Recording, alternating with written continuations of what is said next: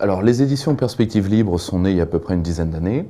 C'est à la base une maison d'édition pour recueillir des œuvres d'intellectuels souverainistes. Je pense à Norman Palma, qui a été un des premiers auteurs qu'on a publiés, et pour publier une revue qui s'appelle donc Perspectives Libres, qui est une revue d'analyse qui arrive à son 28e numéro. Dans le premier, on avait été parrainé par quelqu'un comme le philosophe Jean-François Mattei ou des gens comme ça, et on a continué sur différents thèmes liés à la souveraineté. Le premier numéro, c'était que reste-t-il de l'Europe? Et là, le dernier, numéro 28, c'est sur la souveraineté numérique. Et nous continuons à avoir cette revue qui est un trimestriel, et de l'autre côté, à publier des ouvrages d'auteurs souverainistes, beaucoup de jeunes auteurs dont c'est le premier livre, et certains auteurs confirmés ou oubliés du souverainisme. Je pense à l'une de nos prochaines parutions qui va être les œuvres d'un penseur souverainiste malheureusement oublié, qui était Emmanuel de Dieguez. Donc voilà, nous essayons particulièrement de faire traduire des auteurs souverainistes étrangers et de faire débuter de jeunes auteurs dans le cadre de la revue. C'est l'un des rôles de Perspectives Libres. La revue, donc, qui est la revue théorique éditée par le Cercle Aristote, donc, qu'on peut trouver sur cerclearistote.com et sur tous les canaux de vente habituels.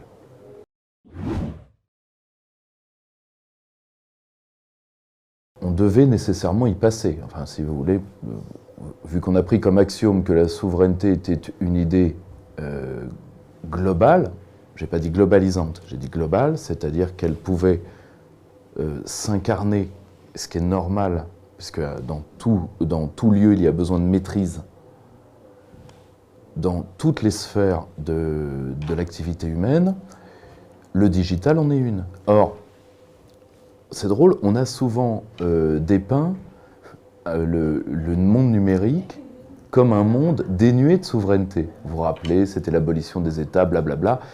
Alors, ce qui est très drôle, quand vous savez que l'adresse IP vous est donnée par l'ICANN, qui est un ancien organe du ministère du Commerce américain. C'est très drôle. En réalité, le monde numérique n'échappe à aucune des lois de la souveraineté. C'est même de plus en plus une sphère d'affrontement. Vous entendez beaucoup de cyberattaques, cyberdéfense. Vous avez le rôle énorme des GAFAM et leur soutien à des politiques nationales sans lesquelles ils ne sont rien. Je vais vous donner un exemple. Si vous voulez un jour rigoler quand vous avez un coup de mou, etc., vous regardez la déposition de M. Zuckerberg au Parlement européen. Et vous regardez la même déposition face au Congrès américain. Et là, vous voyez un homme qui est face à quelque chose qui est souverain et un homme qui est face à quelque chose qui n'est rien. Moi, je peux vous assurer qu'il ne fait pas la même tête et qu'il ne répond pas la même chose aux mêmes questions, pourtant. Vous voyez ce que je veux dire? Le monde numérique ne fait que digitaliser des rapports de souveraineté et en créer de nouveaux par l'intermédiaire de ce que j'appellerais des régies privées de souveraineté publique, les fameuses GAFAM, qui pour la plupart d'ailleurs sont issues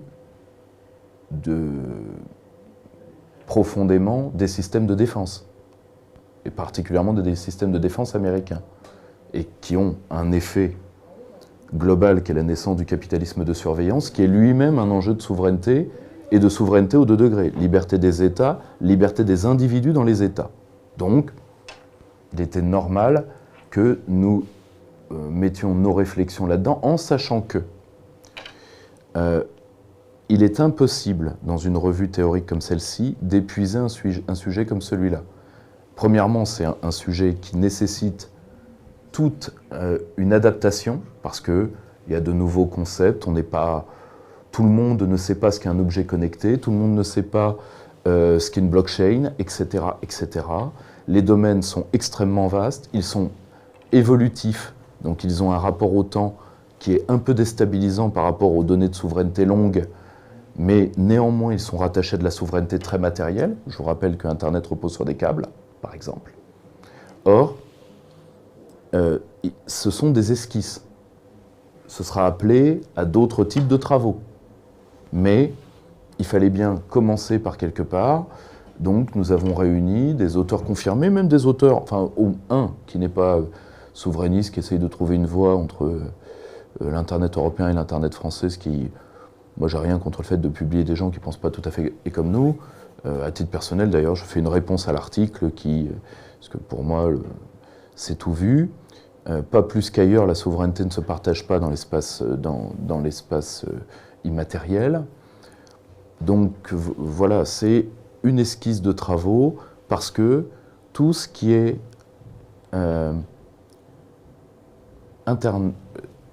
Internet et ses, disons, développements, Internet des objets et autres, identité numérique, digitalisation du monde, avec leurs corollaires, coûts énergétiques et autres, ce sont des données de souveraineté que nos jeunes militants, parce que c'est une revue théorique de formation, doivent avoir en tête, aussi pour pouvoir les démystifier, parce que souvent, par un vocabulaire ésotérique, on vous déstabilise sur des tas de choses. Je vais vous donner un exemple.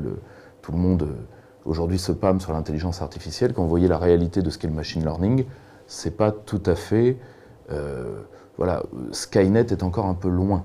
Vous voyez ce que je veux dire, hein, pour ceux qui se rappellent de Terminator. Donc,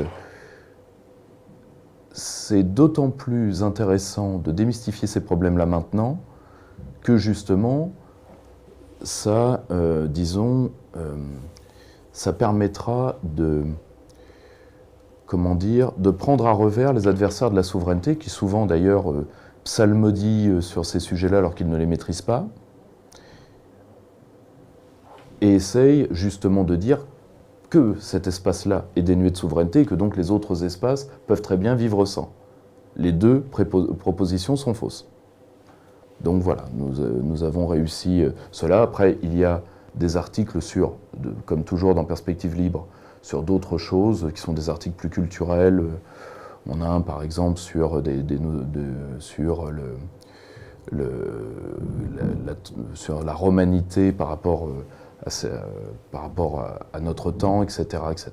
Donc les numéros de PL sont toujours organisés, dossiers, tribunes et études.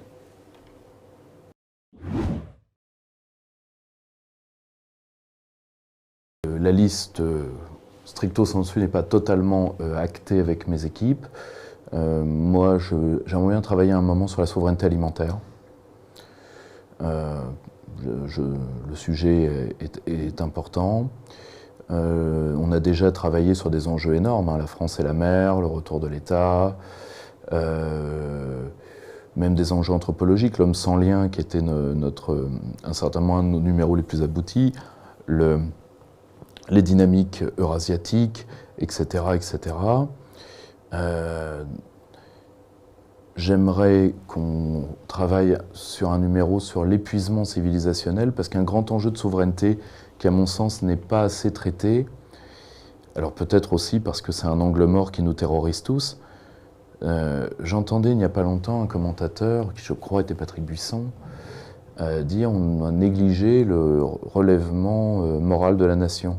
Je pense que c'est bien plus grave que ça. C'est qu'il y a un épuisement de beaucoup de peuples en Occident, et ailleurs d'ailleurs, qu'il y a des conditions psychiques de l'effondrement des populations. On l'a vu à travers, entre autres, la gestion de la crise Covid, qu'il y a des populations qui vivent aujourd'hui dans la peur et dans le renoncement moral et personnel. Et à titre intellectuel, je pense que c'est un enjeu de souveraineté majeur. J'aimerais bien qu'on travaille dessus. C'est un sujet un peu théorique, un peu compliqué, mais je pense qu'on n'y coupera pas, parce que plus que jamais, la question n'est pas... Alors, la question écologique est valable, hein. Quel monde allons-nous laisser à nos enfants? Mais la question anthropologique l'est tout autant. Quels enfants allons-nous laisser au monde?